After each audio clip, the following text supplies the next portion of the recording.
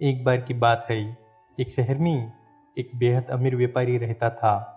अपनी अपार संपत्ति और धन के कारण लोग उसे बहुत ज़्यादा इज्जत और सम्मान देते थे।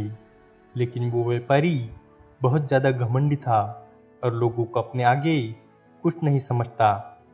उसकी संपत्ति का अधिकांश हिस्सा उसने गरीबों को धोखा देकर और उनका शोषण करके जमा किया था।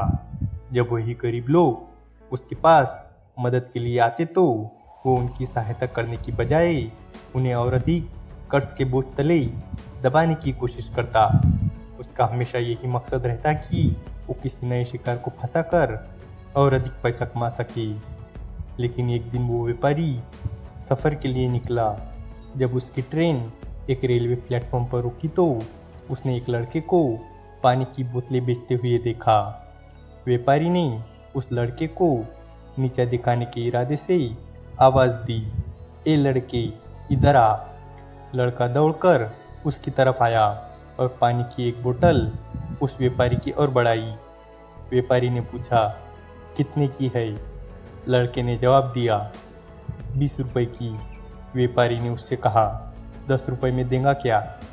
ये सुनकर लड़के ने हल्की मुस्कान के साथ पानी की बोतल वापस रख दी और आगे बढ़ गया।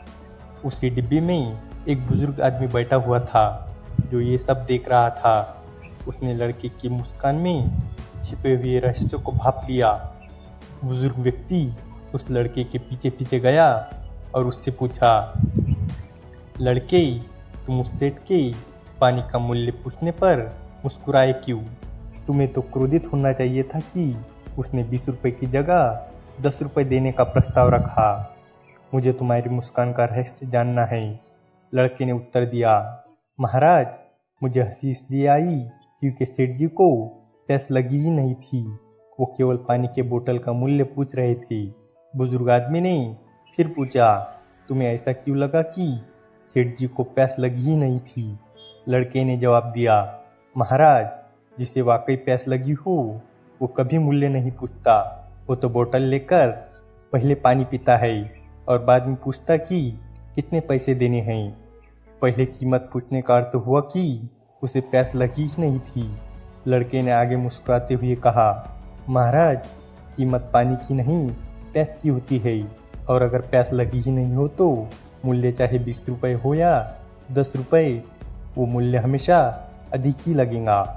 बुजुर्ग आदमी बच्चे की सीख को समझ चुका था। एक मुस्कान के साथ उसने एक बोतल ली और 20 रुपए देकर ट्रेन में वापस आ गया। इस कहानी से हमें ये सीख मिलती है कि वास्तव में जिन्हें जीवन में कुछ पाने की सच्ची तमन्ना होती है वो वाद विवाद में नहीं पड़ते, पर जिनकी प्यास या इरादे सच्चे नहीं होते वो हर बार वाद विवाद का हिस्सा बन जाते हैं। उम्मीद है कि आपको ये कहानी पसंद आई होगी और भी इसी तरह की मोटिवेशनल और इंस्पायरिंग स्टोरी के लिए हमारे चैनल को सब्सक्राइब करें। तो चलिए मिलते हैं अगले वीडियो में। तब तक के लिए good bye and stay healthy.